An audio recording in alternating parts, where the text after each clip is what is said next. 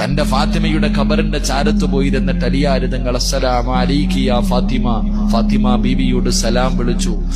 അവിടെ അലിയാര് തങ്ങൾ ഫാത്തിമ ബീവിയുടെ ഖബറിന്റെ ചാരത്ത് പോയിരുന്ന് സലാം പറഞ്ഞു. സലാം അടക്കുന്നില്ല. അലിയാര് തങ്ങൾ ചോദിച്ചു, ഫാത്തിമ എന്നോട് പിണങ്ങിയോ ഫാത്തിമ? എന്തേ നീ എന്റെ സലാം അടക്കാത്തത്? മണിയറയിൽ പിണങ്ങിക്കിടക്കുന്ന, കിടപ്പറയിൽ പിണങ്ങിക്കിടക്കുന്ന ഭാര്യയുടെ പിണക്കം മാറ്റുന്നത് പോലെ അലിയാര് തങ്ങൾ തന്റെ ഭാര്യയുടെ ഖബറിന്റെ ചാരത്ത് ഒന്നാമത്തെ രാത്രി പോയിരുന്നിട്ട് ചോദിക്ക, എന്തേ ഫാത്തിമ നീ എന്റെ സലാം അടക്കാത്ത? എന്നെ മറന്നു ഫാത്തിമ? വീണ്ടും സലാം പറഞ്ഞു. സലാം അടക്കണില്ല. അലിയാര് തങ്ങൾ ചോദിക്ക, എന്തേ നീ എന്നോട് പിണങ്ങേ? മടക്കു ഫാത്തിമ, എന്നെ മറന്നു പോകല്ലേ ഫാത്തിമ? രണ്ടാമതും സലാം പറഞ്ഞിട്ടും അടക്കാതെ വന്നപ്പോ അലിയാര് തങ്ങൾ ഫാത്തിമ ബീവിയുടെ ഖബറിന്റെ മുകളിൽ കൈവച്ചിട്ട് ആ ഖബറിനോട് ചോദിച്ചു, അലിയാര് തങ്ങൾ ഖബറെ, എന്റെ ഫാത്തിമയുടെ വിശേഷമെന്താ? എന്റെ ഫാത്തിമയുടെ വിശേഷമെന്താ?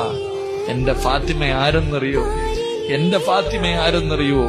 കല്യാണത്തിന്റെ ഒന്നാമത്തെ രാത്രി മണിയറക്കകത്ത് ചിരിക്കുന്ന മുഖത്തോടെ കേറി വന്ന എന്നോട് ഖബറിനെ കുറിച്ച്, ഖബറിന്റെ ഏകാന്തതയെക്കുറിച്ച്, ഖബറിന്റെ ഞെരുക്കത്തെക്കുറിച്ച്, ഖബറിന്റെ അദാബിനെ കുറിച്ച് എനിക്ക് പറഞ്ഞു തന്നവളാ എന്റെ ഭാര്യ.